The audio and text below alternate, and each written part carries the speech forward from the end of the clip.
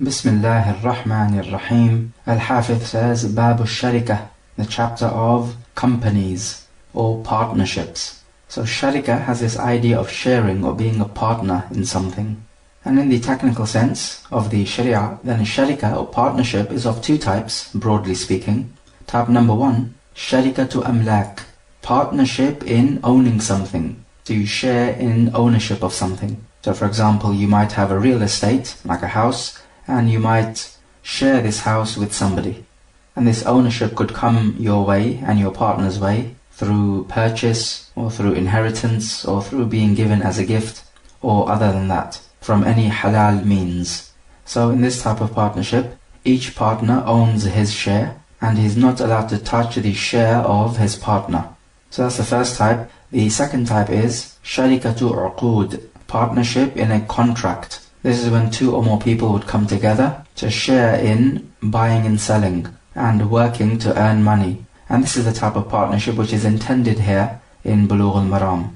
And a sharika is well established in the Quran, Sunnah, Ijma' and Qiyas. So as for the Quran, Allah Jalla wa Ala says, وَإِنَّ كَثِيرًا مِنَ الْخُلَطَاءِ لَيَبْغِي بَعْضُهُمْ عَلَى بَعْضٍ إِلَّا الَّذِينَ آمَنُوا وَعَمِلُوا الصَّالِحَاتِ. And verily many partners transgress against each other, except those who believe and work righteousness. So the word khulata is used, which means partners, like partners in a company. As for the sunnah, then the ahadith are many, and some are coming up. And as for the ijma', then we have an ijma', generally speaking, that sharika is permissible. Of course, there would be differences of opinion when it comes to the details, but broadly, sharika is permissible. And as for al-qiyas, or sound reasoning, then we say that this sharika has a benefit for all the partners. And the original ruling when it comes to these contracts is that they are all permissible, except if you have evidence otherwise. So we don't actually need any evidence from the text that sharika is permissible, because we say that the evidence that it is permissible is the fact that we don't have any evidence to say that it is impermissible.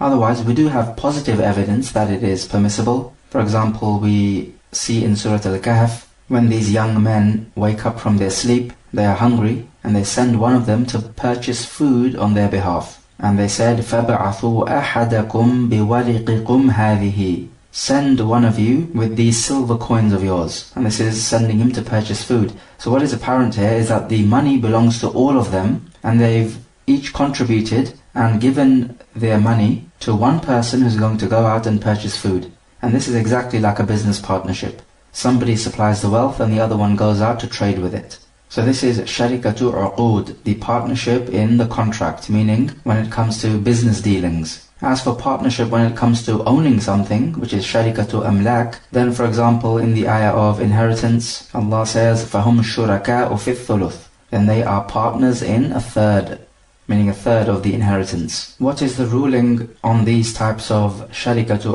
Uqud, or the partnership when it comes to the business dealings? We say it is aqdun jaiz, a contract which is permissible, as opposed to an aqdun lazim, a contract which is binding. So a sales contract is a contract which is binding. You must go ahead with it if you agreed to it. As for this partnership, then it is jaiz, not lazim. So jaiz means permissible. So in other words, each partner has the right to annul this contract, and he is not bound to it. So let's talk a bit more about the Sharikatu Uqud, the partnership when it comes to the business dealings. The scholars have taken a look at this topic and they have divided this category up into 5 types. The partnerships of inaan, abdan, wujuh, mudaraba and mufaawadah. And we'll take a look at each of these in turn. So let's begin with the first type of company or partnership, which is Sharikatul inaan. And inaan is a bridle of a horse. It's a thing which you hold on to as you pull the horse back to slow it down. So it is as if both of these partners are riding a horse competing with each other. So what is the Sharikatul inaan all about? It is when two people come together with their wealth respectively, and they dedicate each of their wealth to this company, and what will happen is that both of these partners will deal with this wealth and trade with it. So instead of a person just trading with his own personal wealth, now he puts it together with the wealth of his partner, and all of this becomes the wealth of the company, and each of the partner can trade with this wealth. So this partnership involves both the wealth of the person and his physical trading. or his physical work. So it involves both the wealth and the body. One might say, what is the benefit in this type of partnership? The benefit is that one person may not have enough wealth to conduct a successful trade. Rather, he needs the wealth of the other person in order to be successful in the trade. So the more capital you have in this company, then the more you will be able to purchase, and then the more you will be able to sell at a profit. And the other benefit is that when each of these partners come together, they'll be able to motivate the other person to work. However, what if a person thinks that he'll be able to trade with his own wealth without joining it to the wealth of the other person? Is this better for him to do? We would say that from the standpoint of view of freedom to do with your wealth as you want, then this would be the better way to go, because there'll be nobody looking over your shoulder and taking you to account. But the issue is flexible, because the point is, as we said before, if he joins his wealth to the wealth of his partner, then this is likely to make the business more profitable. But the important point to note here is that the wealth which they bring to this company must be their own wealth, which they own, or they have been given permission by the owner of the wealth to put this wealth in this company. So that's an important point. The second important point is that this wealth must be known, so its amount must be known. And this is because when we are going to end this partnership, each partner will take back his wealth, and so we need to know how much each partner put in. So if the amount of wealth is unknown, then this will lead to argumentation and disputes. Is it a condition that the wealth must be of equal quantity? The answer is no, it does not have to be of equal quantity. So partner A could have 2/3 of the wealth of the company, partner B could have 1/3, and this is permissible. But the important point is that it must be known. Then the third pillar of this type of company is that both of these partners will use this wealth and work with it, meaning physical work. So they will go out and buy and sell. Of course, they themselves don't have to do it. They could appoint somebody to trade on their behalf. That's permissible. But the point is that this trading is ultimately coming from the partners.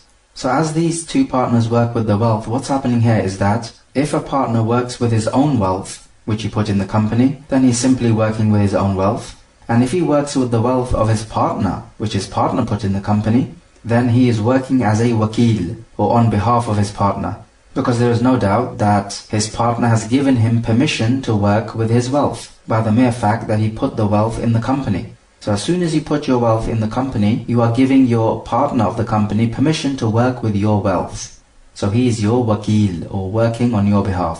So for example, two people enter into the Sharikatul Inaan. One person has clothing as his wealth, and the other one has food as his wealth. So the owner of the clothing is allowed to trade in the food, even though the food was not his wealth, but he is acting as a wakil on behalf of the owner of the food. Likewise, it is permissible for the owner of the food to sell the clothing of the other person, because both the food and the clothing is now all part of this one partnership or this one company.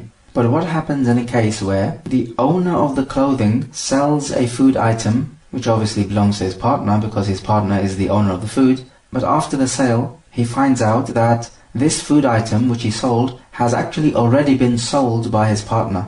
So before he sold this food item, his partner sold this very same food item before him, but it's just that he did not know about it. As for the food item being in the shop, then it's not a condition that the buyer should take hold of the food item. Rather, the buyer might come and pick up the food item later. So in a case like this, we say that the first trade was correct and the second trade is annulled.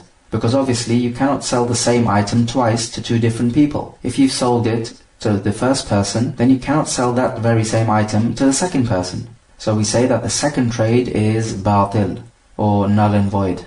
There are from the scholars who say that it is a condition that the wealth of the company which each of the partner brings in must be money which you deal with. So it cannot be, let's say, gold and silver, rather it has to be dinar or dirham, because this is the actual gold coins or silver coins which you purchase goods and services with.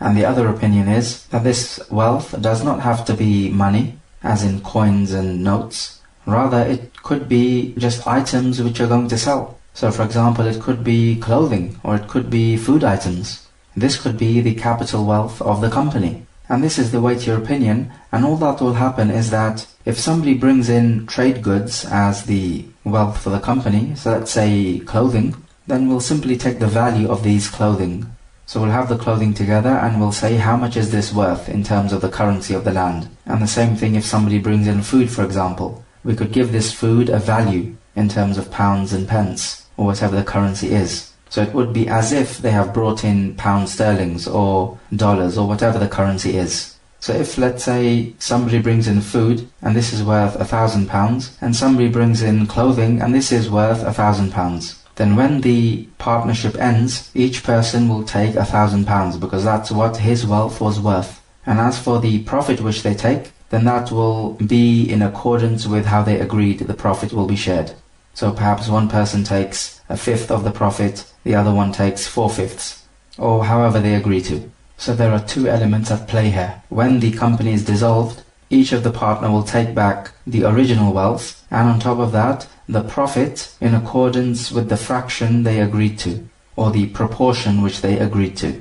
So what about this type of partnership? One person brings in some cars which he owns, so he's a car dealer, and another person deals with food. So can they bring this type of wealth to the company? Some scholars say no, it must be coins and notes, but according to the weightier opinion, the answer is yes, they can bring this type of wealth to the company.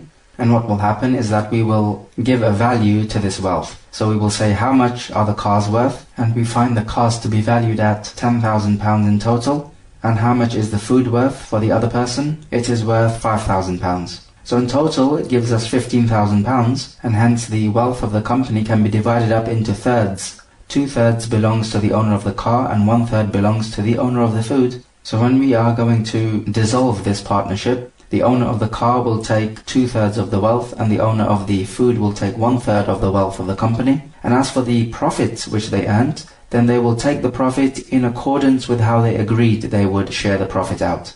And talking about profit, it is one of the conditions for the Sharikatul Inaan to be correct, that they must agree to a fair profit, which is known. So for example, they say that we are going to share the profit of our earnings half-half. So this is permissible. Every person knows what fraction he's going to receive. What about this? Person A and B come into this Sharikatul Inaan. Person A says, I will have £1,000 of the profit, and you, person B, can have the rest. We say this is impermissible, as it is gambling.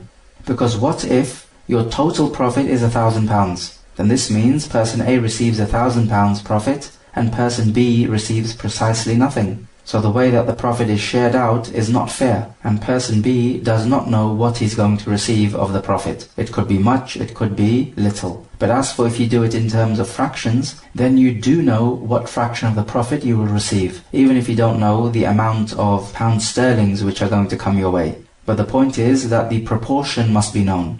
Or what if they agree that person A will have some of the profit and person B will have some of the profit? We say no, this is not permissible because the word some is far too vague, and this will lead to disputes. So the point is, if the proportion of the profit is not known, then this type of partnership is invalid. What about this? They agree that person A will have the profits from the sales of the cars, and person B will have the profits from the sales of the food. We say no, this is impermissible and invalid, because this is gambling. The sales from the cars may be much, and the sales from the food may be very small. And as long as you're in a partnership, then the proportion of the profit must be known. Or what about this? They agree that person A will have the profits from the first 6 months of the trade, and person B will have the profits from the second 6 months of the trade. So each person will have profits of 6 months. So this is nice and equal, is it not?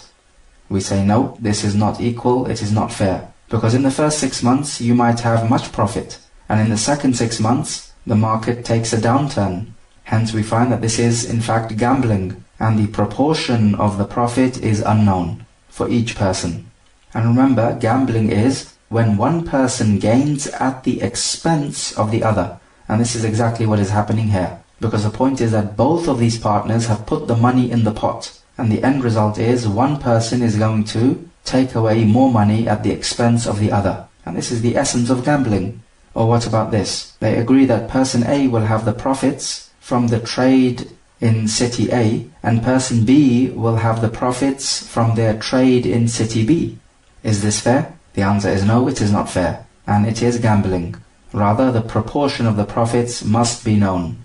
And this idea of the proportion of the profits must be known also applies to al-mudaraba, and that topic is coming up, and it also applies to al-musaqat and al-muzara'a, and these topics are also coming up. So generally, if you link the profit with a certain time period or a certain place or certain goods, then this is impermissible, because then the point is that the proportion of the profit is unknown, and hence this is gambling, because one person is likely to gain and the other person is likely to lose out, and this is going to cause enmity and ill feeling between the two partners. What if the company suffers a loss? We say the partner will suffer a loss in accordance with the amount of wealth which he has put in the company. So for example, person A brings £10,000 and person B brings £20,000, and they put this together in the Sharikatul Inaan. So we find here person A owns 1/3 and person B owns 2/3 of the wealth. If this company suffers a loss, then person A will suffer 1/3 of the loss and person B will suffer 2/3 of the loss in proportion to their amount of wealth. If they were to agree that if we suffer a loss, then it will be shared between us half-half, then this is invalid and unjust, because the loss must be in proportion to your wealth. So a person who puts in less wealth in the company cannot share the same loss as the person who puts in more wealth, as this will clearly be an oppression to the one who has brought in less wealth. However, at this point one person may say, but will the profits not be shared out in the same way then? So in our case here, person A will receive 1/3 of the profit and person B will receive 2/3 of the profit, in accordance with the amount of wealth which they have brought into the company? We say no. The profit will be shared out in accordance with how they agree, not in accordance with the amount of wealth which they have. So somebody might ask, but how is this fair? Surely the one who brings in more wealth should enjoy more of the profit, should he not? We say no, it's not as simple as this, because it could be the case that the one who brings in the lesser amount of wealth is a very skilled tradesman, more so than the one who brings in the majority of the wealth. Hence, if this is the case, then it is only fair that the one who is skilled in the trade can stipulate a higher amount of profit, not in accordance with the quantity of his wealth, but in accordance with the skill of his trade. So if person A brings in only 1/3 of the wealth and person B brings in 2/3 of the wealth, they might share the profit as half-half, and not 1/3 to 2/3. And this is because person A is particularly skilled at buying and selling. Hence he deserves an equal share of the profit to person B despite bringing in less amount of wealth, because his skills as a tradesman makes up for the fact that he brought in less wealth. So when the two people bring in their wealth, is it a condition that they should both mix their wealth together? There are various opinions on this issue. One opinion is that they must both bring their wealth together and put it in one trading place, like in one shop or one area, even if the two types of wealth are completely different, like clothing and food, or cars and clothing. The second opinion, that the two types of wealth must be mixed in together, and that each of the partner deals with both types of wealth. So in other words, both of these types of wealth become as if they were just one whole wealth. And the third opinion, it is not a condition that the two types of wealth be mixed in together. So in other words, they can be completely separated in different places. One might ask, what's the difference between the first opinion and the second opinion? And the answer is, with the first opinion, where both types of wealth must be in one place, then this is clear enough, they're in one place, but then the owner of the food will deal with the food, and the owner of the clothing will deal with the clothing. The second opinion is that both types of wealth are in one place, but each of the partner can deal with his wealth and the wealth of his partner, as if both of these types of wealth were one wealth. But the weightier opinion is the third one, that both of these wealth do not have to be mixed together. So person A could be dealing with his wealth in city A, and person B could be dealing with his wealth, meaning trading with it, in city B. But then somebody may ask, then what is the point of the partnership if they're not together? And the answer is that this partnership is, when they come together in one city, then both of their wealth will be like one wealth, as if they have a shared ownership over both of these types of wealth, half each. And we say that the Sharikatul Inaan can take place without the two wealths physically mixing in together. So let's just take stock of the Sharikatul Inaan. We said that both partners must come in with a known amount of wealth, which they both have the right to work with. So you work with your wealth, and as for you working with the wealth of your partner, then this is you working as a wakil, or on his behalf. The quantity of wealth does not need to be the same amount. And we also said that it is not a condition that this wealth be coins and notes. Rather, they could just be trade merchandise. But it is a strict condition that the profit be a known proportion. And as for the loss, this is in accordance with the amount of wealth you put in the company. And lastly, we said according to the weightier opinion, it is not a condition that both of these types of wealth be physically mixed in. Now we move to the second type of partnership, which is al-mudaraba. There is a separate chapter of al-mudaraba coming up, so we'll delay the discussion until the chapter comes. And so we'll move to the third type of partnership then, which is the Sharikatul Wujuh. And wujuh takes the same root letters as the word jah in Arabic, which means somebody's honor or somebody's status. And the way this partnership works is that we have two people. They want to work and earn money, but they don't have any wealth to put into this company. So these two people go to a rich person to buy some trade goods from him so they can sell this and earn money. So the merchant says, okay, you can buy this merchandise from me, but pay me the money. They say, we don't have the money to pay you, so we'll take the product and we'll pay you back later.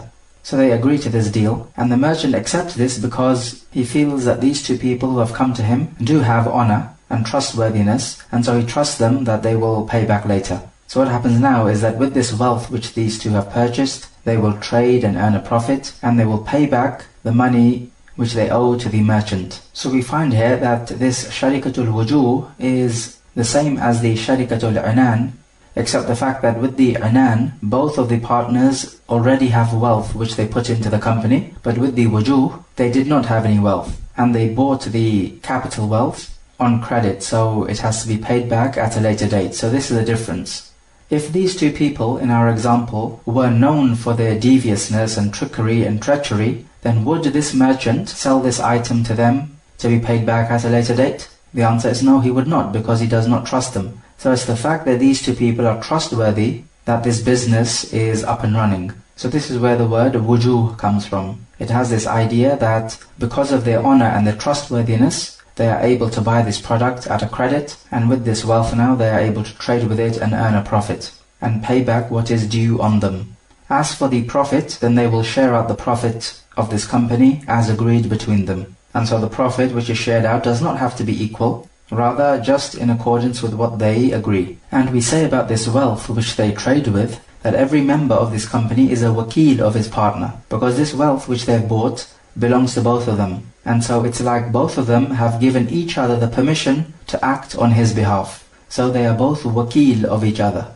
So we know that both of these people have to pay back the merchant from whom they bought the merchandise. If one of these two people of the company runs away, then we say that the guarantee is upon the other partner to pay back fully the merchant. And with this property which they own, do they share in it half-half? The answer is no, they will share in it however they agree. So two people, A and B, they agree that A will have a third of the property and B would have 2/3. So based upon this, if there is any loss in the trade of the company, this will be in accordance with how much each person owns. So person A, who owns a third of the company, he will bear a third of the losses, and person B will bear 2/3 of the losses. Just like the Sharikatul Inaan. If this merchandise which they bought is destroyed without any tafreet or ta'addi on their part, do they still owe the money to the merchant from whom they bought this wealth? The answer is yes, because this wealth now belongs to them, meaning both of these partners. It is not something which they have borrowed. So because this property belongs to them, they will enjoy its profits, but they will also suffer the losses. Just like we said before, al-kharaju bid-daman. And so this wealth now is not an amana with them, such that if it was destroyed without any ta'addi or tafreet on their part, then they are not guarantors. Rather, this is a trade contract, which means you have to pay for the product which you bought.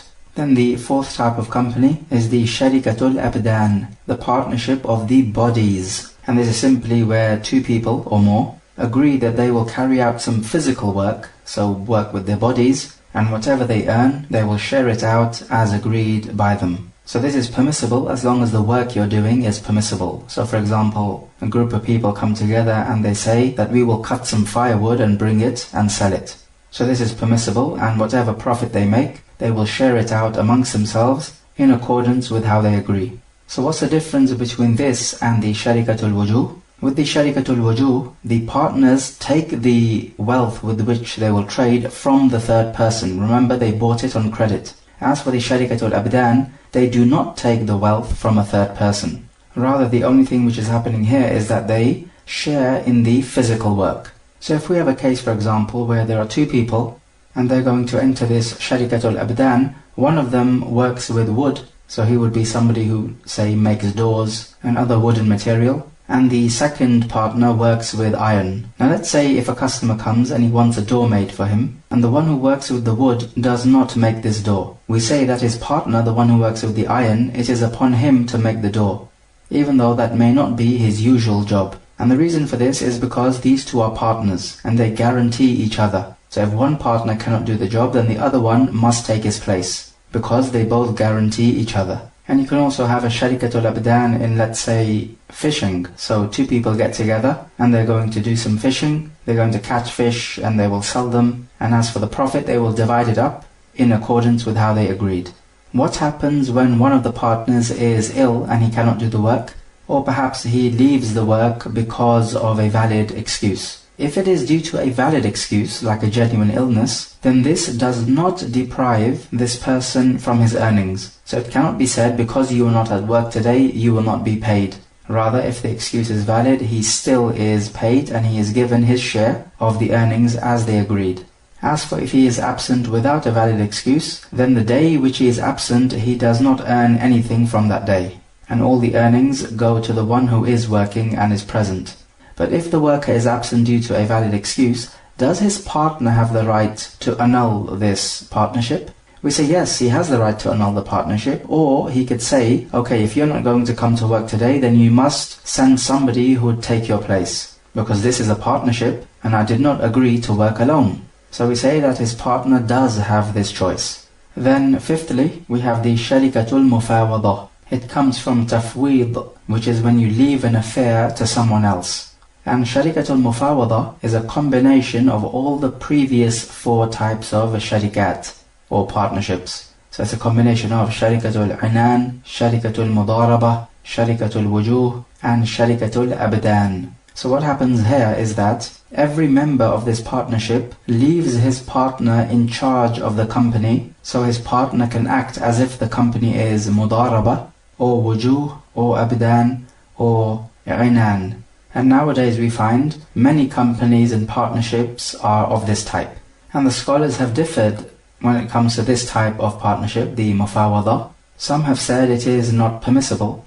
They said that if we allow such a thing, then it will lead to anarchy, because it is a mixture of all different types of partnerships. Because we could have one of the partners carrying out a mudarabah trade, which is when one person supplies the wealth and the other person takes this wealth, travels out and trades with it, and they share the profit as per agreement. So one person could be doing this, and then the other partner could be doing the Sharikatu Abdan, which is when he works with his body or physical work to earn money. And the other person could be doing the wujuh, so he would purchase the wealth for the company, and he will pay at a later date, just as we discussed before. And we can have another partner doing the inaan, which is when he brings wealth into the company. But the weightier opinion is that the Sharikatul Mufa is permissible, because it is made up of individual parts which are each halal, as we have discussed. So if you add up all these halal parts, then the sum is also halal. And then we have nothing in the text to say that the Sharikatul Mufa is haram. And the original ruling is that these types of trade contracts and companies and partnerships, it's all halal unless you have evidence otherwise.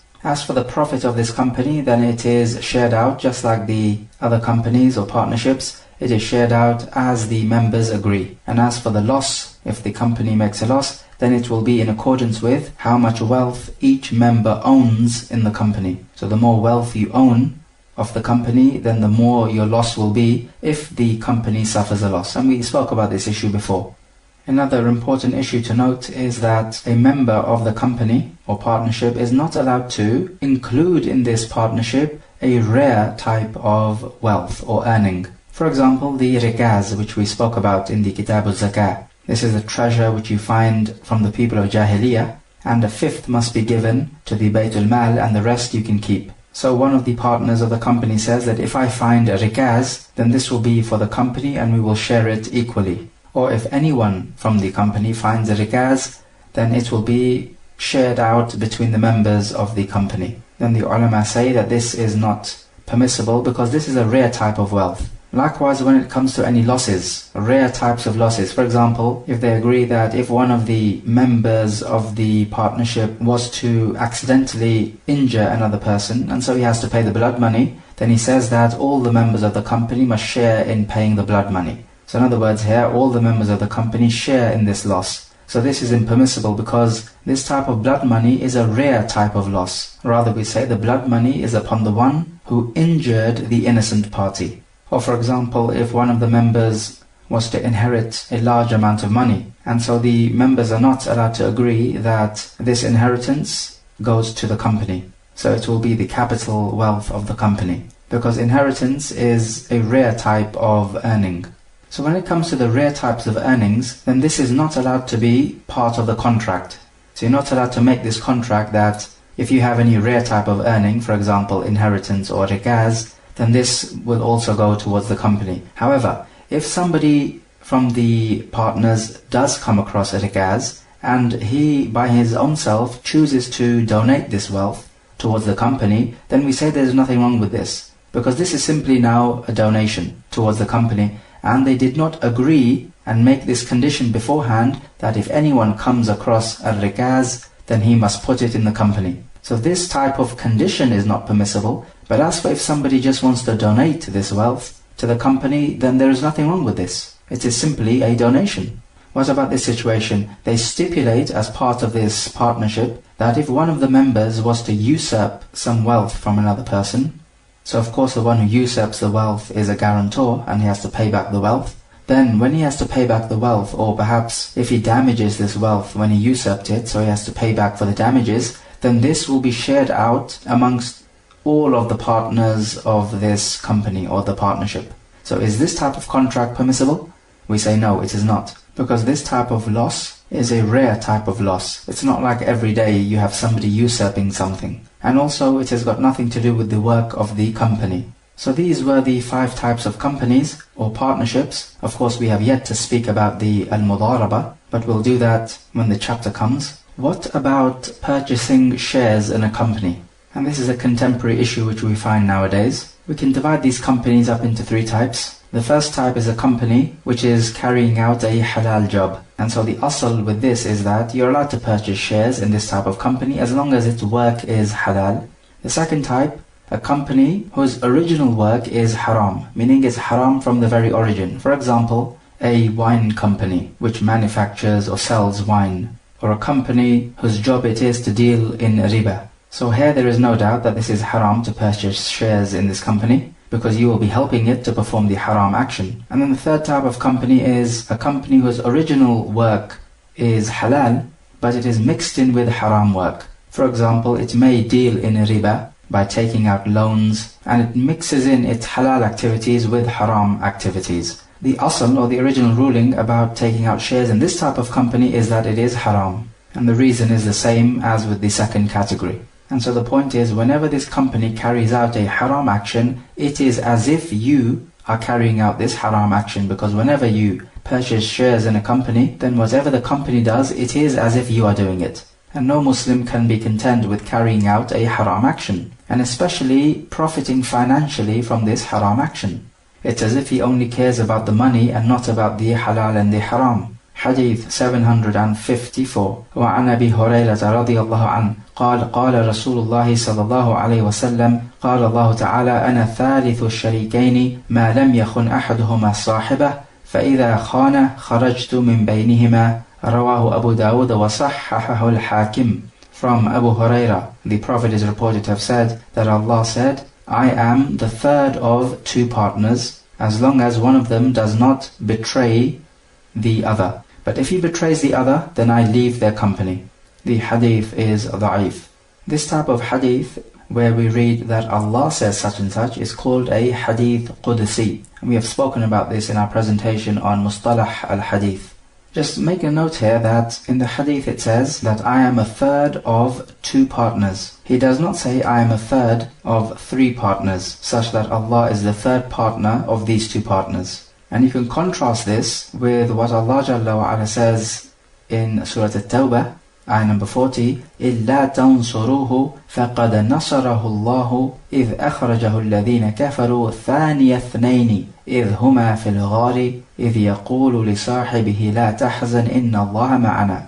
If you people don't help him, meaning help the Prophet, then Allah has helped him when those people who made kufr drove him out, meaning they drove him out of Mecca. He, meaning the Prophet, was the second of the two when he said to his companion, do not be grieved, verily Allah is with us. So the Prophet here was the second of the two, because there are two people in total and the Prophet is the second one. But in this hadith, it says that Allah is the third of a two. He does not say a third of three. So notice this subtle difference in the language. Here's another example from the Quran in Surah Al-Mujadilah. ما يكون من نجوى ثلاثة إلا هو رابعهم ولا خمسة إلا هو سادسهم.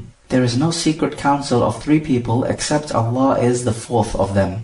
And there is no secret council of five except Allah is the sixth of them. So note here that he does not say that Allah is the fourth of a secret council of four. Rather he says he's a fourth of the secret council of three. And likewise, he does not go on to say that he is a sixth of the secret council of six people.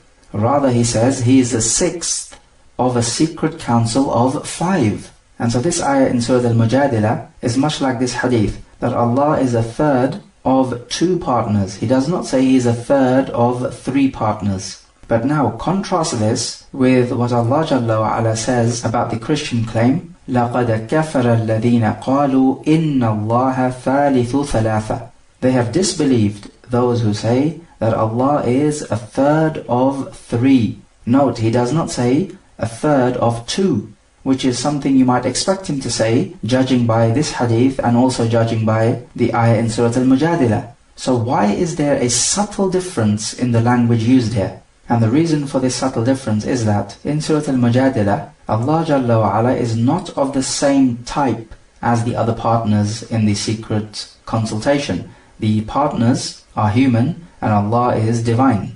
This is why he says that Allah is the fourth of three. So he separated himself from the other three in this way. Likewise in this hadith, that Allah is a third of two partners. He separated himself because these two partners are human and Allah is not human. But as for when Allah makes the judgment on the statement of the Christians, he says that the Christians are saying that Allah is a third of a three. He does not express it as a third of two.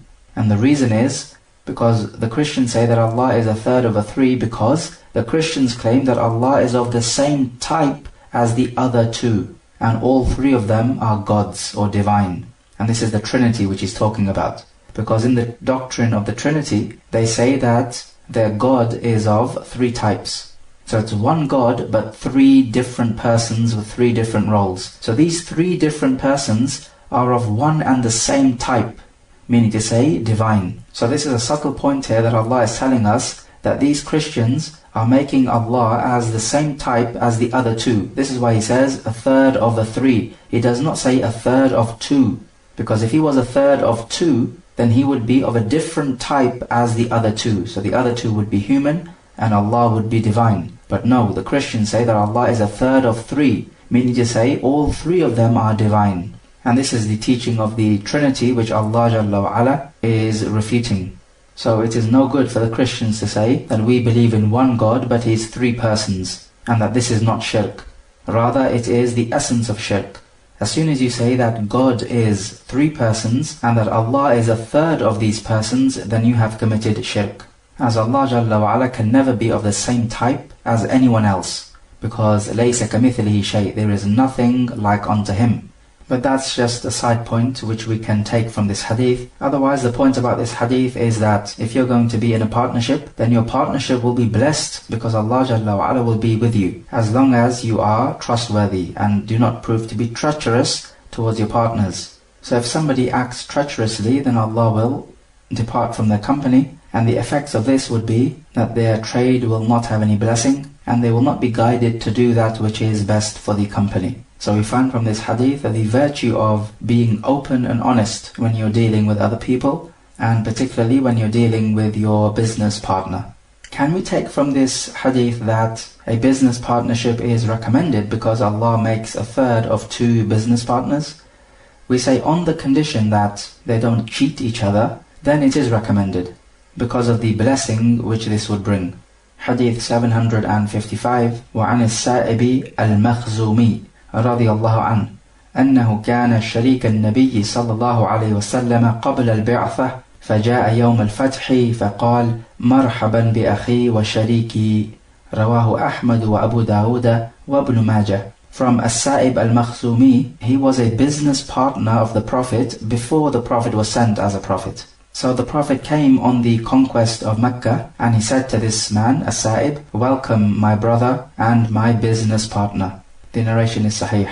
When Mecca was conquered, people entered into Islam in groups, and from those who entered into Islam, As-Sa'ib al-Makhzumi. And before the Prophet was sent as a Prophet, this man was a business partner of the Prophet. Of course, the people of Mecca were into their trade and they would travel out buying and selling the products. So this narration tells us that these business partnerships were common even before the advent of the Sharia. And all the Sharia did was that it acknowledged it and approved of these business partnerships. And we find that al-mudaraba was common amongst the people of Jahiliyyah, and Islam came and approved of it. And it generally approved of trade, it just made certain adjustments to remove any riba, to remove gharar, and any type of dhulm or oppression. And we also learn that this man, As-Sa'ib, was a good and trustworthy business partner of the Prophet. This is why you find the Prophet is very happy to receive him, and he recalls their good relationship as business partners before the Prophet was sent as a Prophet. And so we can take from this that even these people of Jahiliyyah from the Arab, though they were not guided to Islam, they still had certain good qualities in their character. And they also had a good way of dealing with each other as well. And the Prophet ﷺ was sent to perfect good character. So you keep the goodness which the kafir already has in his character, and you simply perfect this character by making the kafir give his due rights which belong to his creator, and thereby you perfect your character. So your character with others, as well as your character with your creator, is completed and perfected. And also we take from this the good character of the Prophet in that he did not forget the good treatment which As-Sa'ib dealt the Prophet with. And in a wording of this hadith, the Prophet said, Marhaban bi akhi, welcome my brother, wa shariki, and my partner, la yumari wa la yudari, the one who does not argue and the one who does not deprive others of their rights. So these are good qualities now. He does not argue and he does not deprive anyone of their rights. And this was him in the days of Jahiliyyah. So the people of Jahiliyyah certainly did have some good qualities in their character. But Islam just comes to perfect these qualities by making sure that you're giving your creator his rights which he deserves from you. Hadith 756 وعن عبد الله بن مسعود رضي الله عنه قال اشتركت أنا وعمار وسعد فيما نصيب يوم بدر الحديث رواه النسائي. From Abdullah ibn Mas'ud, he says that I and Ammar and Sa'd agreed that we will share whatever we gain from the war booty on the day of Badr. And the hadith continues. The Battle of Badr was the first major battle between the Muslims and the Mushriks. The Muslims were about 313 in number, they had about 70 camels with them, and they left Medina not actually intending to fight anyone. All they knew was that there was a trade caravan of the Quraysh coming from Ash-Sham. So they went out to take the wealth of this caravan. And the reason why they would take the wealth is because the Quraysh kicked the Muslims out of their home and did not allow them to take any wealth with them. So these Muslims who emigrated to Al-Madinah simply had nothing with them. So when you emigrate from Mecca to Al-Madinah and you have absolutely nothing with you and life is extremely difficult, as you can imagine, what is the obvious solution? Yes, it is to help yourself to a lovely trade caravan coming from Ash-Sham, as you do. It was only after the Muslims left they realized that they were going to have to fight the mushrikeen. And so some of them started to complain to the Prophet, why did you not tell us that we are going to fight so we would have prepared? This is as Allah Jalla wa Ala says in Surah Al-Anfal, كَمَا أَخْرَجَكَ رَبُّكَ مِنْ بَيْتِكَ بِالْحَقِّ وَإِنَّ فَرِيقًا مِنَ الْمُؤْمِنِينَ لَكَارِهُونَ. As your Lord, O Muhammad, caused you to go out of your home with truth, and verily a party amongst the believers disliked it. يجادلونك في الحق بعدما تبين كأنما يساقون إلى الموت وهم ينظرون. Disputing with you concerning the truth after it was made manifest, as if they were being driven to their death whilst they were looking on. The point is here that ultimately it does not matter about your training and about your preparation, although that is important. Ultimately what matters is that if Allah wants you to win, you're going to win. Simple as that. And we can see the odds were stacked against the Muslims. They were only about 313 in number. The mushrikeen were 1,000, and they had better fighting equipment as well. But all of that ultimately does not make a difference. The qadr of Allah must come to pass. But the point about this hadith is that this hadith is evidence for the Sharikatul Abdan, because here these three companions have entered this partnership, that they're going to fight, and whatever they gain from the war booty they will split it out between themselves. Also we take from this hadith that if you're going to fight in the way of Allah and you desire the war booty, as these three certainly were desiring it, then this does not detract from your ikhlas, because the war booty is halal, so for you to make your intention for the war booty is also halal therefore. But this intention for the war booty comes underneath your intention to make the word of Allah the uppermost. So what you're not allowed to do is to have your sole intention to be the war booty. And as for the war booty, some scholars have said that it is the best type of earning, because it is only the war booty by which you earn your wealth, and at the same time make the word of Allah the uppermost. No other job does that for you. And as well as the hadith in the Musnad of Imam Ahmad, قَدْ جُعِلَ رِزْقِي تَحْتَ ظِلِّ رُمْحِي. My rizq has been made under the shade of my spear. So the war booty is certainly halal for the Muslims, and was not halal for the previous nations. The completion of this hadith, which is found in the Sunan, is that Sa'ad came with 2 prisoners of war, and Abdullah and Ammar did not have any prisoners of war. So this is their prize which they shared in. However, it needs to be said that this ruling on the soldiers agreeing that they will share in the war booty, this is abrogated by the ayah of the Quran which talks about the war booty, and that 1/5 of it needs to go to Allah and His Messenger, and the rest of it is shared out. 3/5 going to the soldiers using the horses, and 1/5 goes to the foot soldiers. And nobody is allowed to touch the war booty before the Khalifa distributes it. In the Sharikatul Abdan, does the work have to be the same? So all the partners doing the same work? We say the correct opinion is that they could be doing different work, because the end result is that they are going to share in the profit, in accordance with how they agreed. As for the prisoners of the war, then it is the job of the Imam to distribute the prisoners of the war, and the soldiers cannot take this job on their shoulders. But this hadith took place before this ruling came into existence. However, if the leader of the army says, whoever kills a soldier, then he can have the belongings of this soldier, then if the Imam says this, then you can do a Sharikatul Abdan in this action. So 2 soldiers, they agree that whoever they kill and they take their belonging, then these belongings they will share between them, either equally or whatever proportion they agree to. And this is fine because it will encourage the Muslim soldiers to kill the enemies. Okay, let us take some review questions. So question number 1. We divided the partnership up into 2 broad categories. One was the Sharikatul Uqud, which is a company. Recall the other one. And with regards to the Sharikatul Uqud, we divided it up into 5 further categories. Recall what they are. Question number 2. With regards to purchasing shares in companies, we divided companies up into 3 types. Give these 3 types and the ruling on purchasing shares for each type. Question number 3. We took the hadith where Ibn Mas'ud, Ammar and Sa'ad agreed to share out the war booty which they earned. Is this still permissible? Explain the answer and any potential exception to your answer.